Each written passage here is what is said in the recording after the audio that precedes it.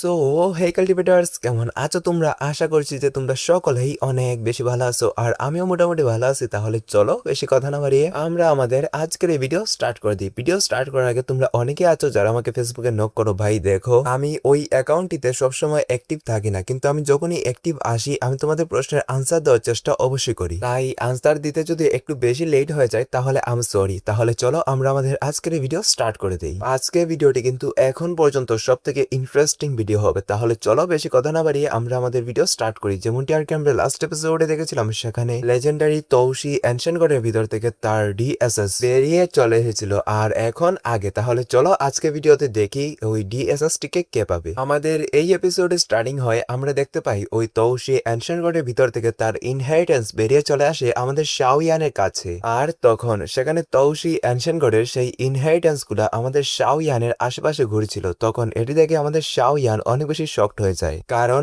সেখানে আমাদের শাওয়ানের doji circulate হচ্ছিল। তারপর আমরা দেখতে পাই আমাদের ড্রাগন এমপ্রেস জোকুনকে। তিনি বলেন, বাহ ছেলে, তুমি আসলেই এটির যোগ্য, তুমি আসলেই তৌসি এনশন গডের ইনহেরিটেন্স পাওয়ার যোগ্য। আর এখন সেখানে ড্রাগন এমপ্রেস জোকুনের চোখগুলা অনেক বেশি কমপ্লিকেটেড ছিল, কারণ তিনি ওই ইনহেরিটেন্সের চক্করে কয়েক হাজার বছর আগে ওই তৌসি এনশন কেভের ভিতর বন্দী হয়ে গিয়েছিলেন। কিন্তু আজ ওনার সামনে এই ইনহেরিটেন্স গুলাকে ওনার নাতির বয়সী একটি ছেলে আমাদের শাওয়ান নিয়ে নিয়েছে। তারপর আমরা দেখতে পাই লি ইন, ইয়ানজিন, গুইওয়ান তারা সকলেই সেখানে অনেক বেশি অবাক হয়ে শাওয়ানকে দেখছিল। ইভেন আমাদের মাস্টার ইয়াওলাও অনেক বেশি শকড হয়ে গেছেন, কারণ এখন ওনার ডিসাইপল ফাইনালি এই ডোজির কন্টিনেন্টের সব থেকে পাওয়ারফুল লেভেল ডোডিকে অ্যাচিভ করতে চলেছে। আমরা দেখতে পাই আমাদের শাওয়ানের শ্বশুর গুইওয়ানকে। তিনি এগিয়ে আসেন শাওয়ানের সামনে।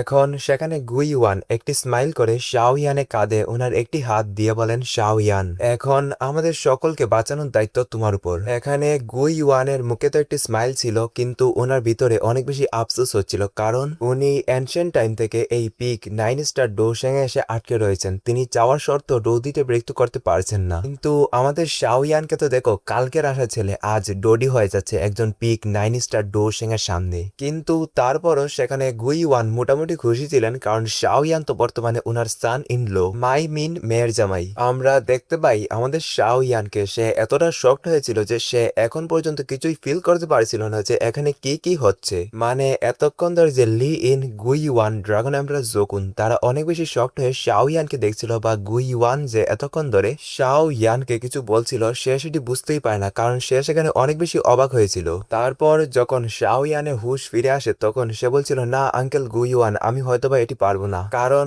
এই ডোজির কন্টিনেন্টে জাস্ট ডোডিও আর অধিকার আপনার নয়তোবা সিনিয়র জোকুনের আছে, তাই আমি এটি করতে পারবো না, আপনাদের দুজন থেকে যে কোনো একজনের এটি করতে হবে। সেখানে আমাদের শাওয়ান যখন এইসব কিছু বলছিল তখনই সেখানে ড্রাগন এমপ্রেস জোকুন বলে ওঠেন, দাঁড়াও বাচ্চা, আমরা কেউই নিজ ইচ্ছাকৃতভাবে তৌসি এনশিয়েন্ট গডের ইনহেরিটেন্সকে অ্যাচিভ করতে পারবো না। আর তৌসি এনশিয়েন্ট গডের ইনহেরিটেন্স যেহেতু তোমাকে বাছাই করেছে, তাই আমার মধ্যে জাস্ট তোমার কাছে ডোডি হওয়ার অধিকার আছে। কিন্তু ভাই, তোমরা যদি আমার মতামত নাও তাহলে আমার মতে তৌসি এনশিয়েন্ট গডকে একজন ডোডি বলা যায় না। এখন তোমার মনে এই প্রশ্ন অবশ্যই থাকতে পারে যে কি করে, সেটা নিয়ে আমরা বিটিটিএস এর নোবেল শেষ করার পর লাইভে এসে ডিসকাশন করে নেব। আর ভিডিওর মধ্যে যেহেতু একটি আলাদা সাইট টেনে নিয়েছি, তাহলে আমি তোমাদেরকে আরেকটি কথা বলে দেই। এখন বিটিটিএস এর নোবেল তো অলমোস্ট শেষ হয়ে যাচ্ছে। তারপর আমরা মার্শাল ইউনিভার্সের সিজন 7, তারপর ওই মানে দ্য ফ্লেম এম্পায়ার স্টার্ট করব। আর তখন আমি ভাবছি যে আমি আমার এই চ্যানেলে দ্য ফ্লেম এম্পায়ারের নোবেলের 4টি ভিডিও, উইকে 4টি ভিডিও আপলোড করব, এন্ড আমার ওই চ্যানেলটিতে 3টি ডোঙ্গোয়া স্টার্ট করব। সেগুলোর মধ্যে বিটিটিএস তো অবভিয়াসলি থাকবে, এন্ড পারফেক্ট ওয়ার্ল্ড, আর ভাবছি যে সোল ওয়ার স্টার বা রেনিগেট ইমমর্টাল দুইটি থেকে যে কোনো একটি অ্যাড করব। কিন্তু তোমরা যদি রেনিগেট ইমমর্টাল এন্ড ওই সোল ওয়ার স্টার দুটি চাও, তাহলে নোবেল এক্সপ্লেন ভিডিও তোমরা ফ্লেম এম্পায়ারে 3টি করে পাবে উইকে, কারণ ভাই আমিও তো মানুষ, দিনে সর্বোচ্চ একটা ভিডিও বানাতে পারবো। সেখানে ড্রাগন এম্প্রেস জোকুনের এই কথা শোনার পর মাস্টার ইয়াওলাও এগিয়ে আসেন শাওয়ানের কাছে। তারপর সেখানে শুনার, কায়লিন, লিটল বেবি ডক্টর, কিংলিং, শাওয়ানের ফাদার, শাওয়ানের 2 ভাই, এরপর কি বলে যে মানে শাওয়ানের যত সব ইষ্টি গোষ্ঠী ছিল আর কি, তারা সকলেই এসে শাওয়ানকে বুঝাচ্ছিল যে এখন তোমাকেই ডোডি লেভেলে প্রমোট হতেই হবে। আর সেখানে এতগুলা মানুষ বারবার করে বুঝাবার কারণে আমাদের শাওয়ান এট লাস্ট গিয়ে তাদেরকে আর না বলতে পারে না। কিন্তু তারপরও সেখানে শাওয়ানের মুখে একটি চিন্তার ছাপ ছিল, এর মানে সে এখনো ওই মানে ডোডি লেভেলে প্রমোট হওয়ার জন্য রাজি ছিল না। তারপর আমরা দেখতে পাই সেখানে আমাদের ইয়ানজিন এগিয়ে আসেন অ্যান্ড তিনি শাও ইয়ানের কাঁধে একটি হাত দিয়ে বলেন, লিটল ফ্রেন্ড, তুমি চিন্তা করো না, তুমি যতক্ষণ না ডোডি লেভেলে প্রমোট হচ্ছ ততক্ষণ আমরা এই হুন ক্ল্যানকে খুব ইজিলি ভাবেই সামলাতে পারবো। এখন তুমি ডোডিতে ব্রেক তো করার আগে বাকি মানে যেই সব কাজ আছে সেগুলা তোমার সিনিয়রদের উপর ছেড়ে দাও, কারণ যখন তুমি ডোডি হয়ে যাবে তখন আমরা তোমাকে হেল্প করব না। মানে এখানে ইয়ানজিন শাও ইয়ানের সঙ্গে একটু মজা করার চেষ্টা করছিল আর কি। আর তখন আমরা দেখতে পাই শাও ইয়ান একটি স্মাইল করে বলে হ্যাঁ। তারপর সেখানে শাও ইয়ান সকলকে গ্রিট করে বলে থ্যাংক ইউ সিনিয়র্স আজ, আর যাই হোক না কেন আমি আপনাদের জন্য হলেও এই ডোডি লেভেলকে আজ অ্যাচিভ করবই। তারপর শাও ইয়ান তাকায় তার ফাদার, তার দুই ওয়াইফ মানে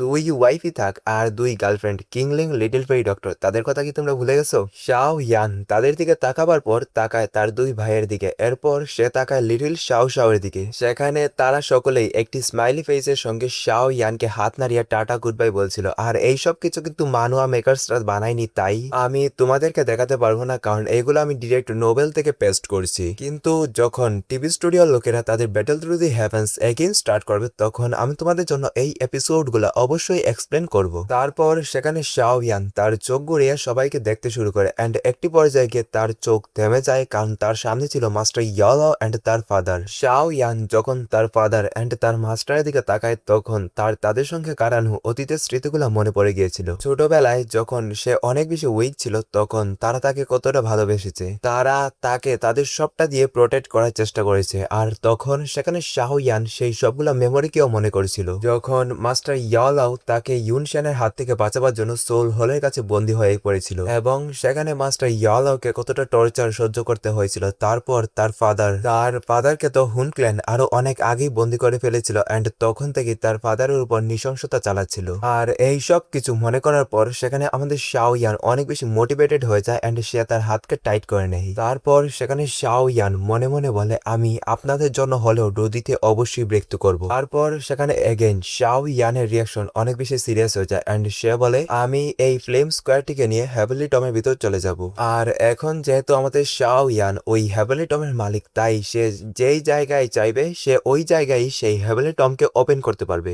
আর তখন আমরা দেখতে পাই গুই ইউয়ানকে, তিনি এগিয়ে আসে বলেন হ্যাঁ শাও ইয়ান, তুমি যদি হেভেলি টমের ভিতর চলে যাও তাহলে তুমি বাইরের দুনিয়া থেকে 5 গুণ বেশি টাইম পাবে ওই ইনহেরিটেন্স গুলাকে সম্পূর্ণভাবে ডিওভার করার জন্য। তারপর সেখানে শাও ইয়ান তার একটি হাতকে বাতাসে ওয়ে করে দেয় এন্ড আমরা দেখতে পাই যে সেখানে একটি পোর্টাল অ্যাপিয়ার হয়ে যায়, আর এটি হচ্ছে ওই হেভেলি টমের ভিতর যাওয়ার একটি রাস্তা। তখন সেখানে শাও ইয়ান ওই ফ্লেম স্কোয়ারটিকে নিয়ে সেই হেভেলি টমের ভিতর যেতে শুরু করে দেয়, কিন্তু সে যখন জাস্ট ওই হেভেলি টমের ভিতর ঢুকতেই যাবে তখনই সে সেখানে দাঁড়িয়ে একটি স্পিরিচুয়াল জেট বের করে এন্ড সে ওই জেটটিকে গুই ইউয়ানের দিকে মেরে দেয়। এন্ড তখন শাও ইয়ান গুই ইউয়ানকে বলছিল আঙ্কেল গু, যদি কোনোভাবে পরিস্থিতি চেঞ্জ হয়ে যায় এন্ড অ্যালায়েন্স আর্মি হেরে যায় তাহলে প্লিজ আপনি এই জেটটিকে ব্লাস্ট করে দিয়েন, কারণ এই ব্লাস্টটি আমার সোলের সঙ্গে কানেক্টেড, তাহলে আমি সঙ্গে সঙ্গে চলে আসবো আপনাদের কাছে। আর তখন আমরা দেখতে পাই গুই ইউয়ান ওই জেটটিকে ধরে ফেলেন এন্ড তিনি মাথা নাড়িয়ে বলেন হ্যাঁ। তারপর শাও ইয়ান যখন জাস্ট ওই হেভেলি টমের ভিতর ঢুকতেই যাবে তখনই সে সামনে স্পেসের দিকে তাকে বলে হুনটিয়ান্ডি,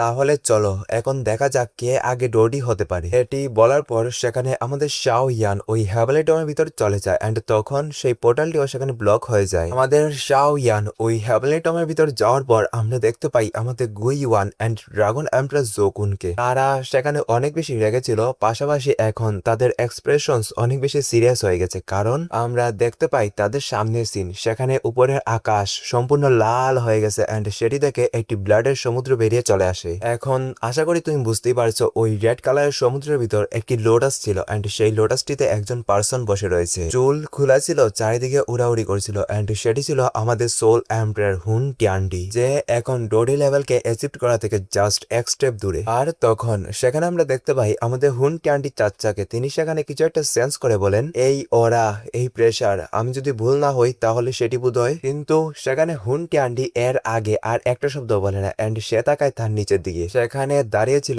গুই Yuan, dragon empress Jokun and sky mansion অ্যালায়েন্সের বাকি সকল সদস্যরা। এখানে শাও ইয়ানের অ্যানসেস্টার শাও যেন ছিল এন্ড তার ফাদার, তার দুই ভাই, তার দুই ওয়াইফ, তার দুই গার্লফ্রেন্ড, তার মেয়ে, জাস্ট দুইটি গার্লফ্রেন্ড কি বলবো, সেখানে তো আমাদের ইউনিয়ন, লালানিয়ান, এরপর ওই ট্যাংওয়ার, ইয়াফি, এমনকি সকলেই ছিল। এন্ড তখন আমরা দেখতে পাই আমাদের মাস্টার ইয়াওলাওকে ওনার দুই সাইডে দাঁড়িয়েছিলেন সুয়ান কংশি এন্ড ফেরি কিং, মানে যদি বাংলা ভাষায় বলি মাস্টার ইয়াওলাওয়ের দুই গার্লফ্রেন্ড। সেখানে তারা সকলেই অনেক বেশি অবাক হয়ে তাকিয়েছিল উপরের দিকে, কারণ সেখানে ওই লোটাসটির উপর যেই পার্সনটি বসেছিল সেই পার্সনের অরা এতটা স্ট্রং ছিল যে সেই লোকটির অরার কারণে তাদের উপর যেই প্রেসার পড়েছিল সেটি তাদের ডোকিকে অলমোস্ট ফ্রিজ করে ফেলছিল।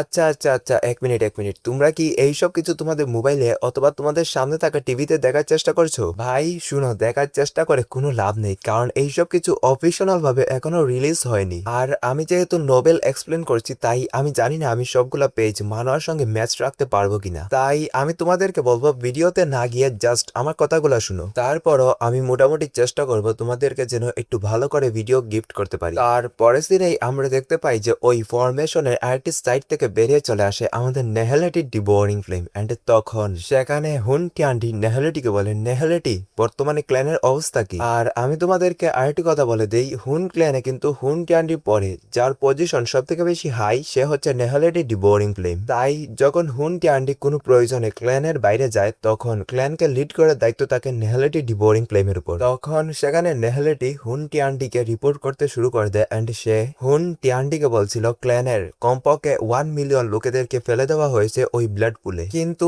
তারপরও ওইগুলা এনাফ নয় সেই ফরমেশনটিকে কমপ্লিট করার জন্য। তখন হুন টিয়ান্ডি সেখানে তার সিরিয়াস এক্সপ্রেশনস এর সঙ্গে বলে, আমরা সি, লিং, লি, ইয়ান, গু, বাকি সবগুলা এনশিয়েন্ট ক্ল্যান থেকে যেই লোকেদেরকে বন্দি করেছিলাম তাদেরকেও ফেলে দাও ওই ব্লাড পুলে, কিন্তু তারপরও যদি ওই ফরমেশনটিকে স্টেবল করার জন্য সেগুলো এনাফ না হয় তাহলে আমাদের হুন ক্ল্যানের অর্ধেক লোকেদেরকে ফেলে দাও ওই ব্লাড পুলে। আর এটি শোনার পর সেখানে নেহেলেটি ডিবোরিং ফ্লেম অনেক বেশি শকড হয়ে যায়। সেখানে নেহেলেটি তার শকনেসে ভরা এক্সপ্রেশনস এর সঙ্গে বলে, কি আমাদের ক্ল্যানের মেম্বারসদেরকে ওই ব্লাড পুলে ফেলে দেবো? কিন্তু ক্ল্যানের অনেকগুলো এল্ডার তো সেগুলো করার জন্য রাজি হবে না। সেখানে নেহেলেটি ডিবোরিং ফ্লেমের এই কথা শোনার পর হুন টিয়ান্ডি বলে, তুমি এটি খুব ভালো করে জানো তাদের সঙ্গে কি করে ডিল করতে হয়, যারা যারা তোমাকে এটি করার জন্য বাধা দিবে তাদেরকেও ওই ব্লাড ফুলে ফেলে দাও, কারণ এমনিতেও যদি আজ আমি এই ডোডি হওয়া থেকে ফেল হয়ে যাই তাহলে আমাদের সম্পূর্ণ হুন ক্ল্যানকে এই ডোজের কন্টিনেন্ট থেকে রিমুভ করে দেওয়া হবে, আর তখন তুমিও এখান থেকে বেঁচে ভাগতে পারবে না। তাই